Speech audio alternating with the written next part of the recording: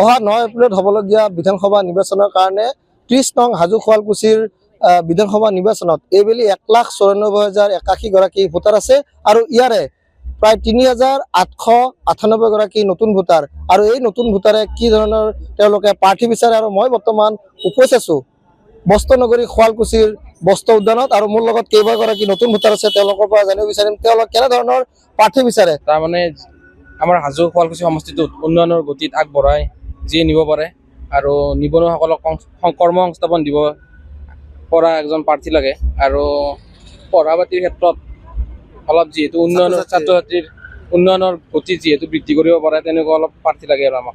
হাজো শুৱালকুছি সমষ্টিৰ বিষয়ে কি ক'ম, এনেতো আমাকতো ভাল প্ৰাৰ্থী এটা লাগে। ৰাস্তা ঘাটৰ বহুত বেয়া, কিছুমান জেগালৈ বহুত বেয়া হৈছে, সেইবিলাক যদি ভাল এজন ব্যক্তি আহে তাকে কামনা কৰিলোঁ। ভোট দিব ৰেডি হৈ আছে? ঠিক আছে, ৰেডি হৈ আছে। প্ৰথম ভোট দিবা? প্ৰথম দিম। কেনেকুৱা মনত কেনেকুৱা উৎসুক লাগিছে?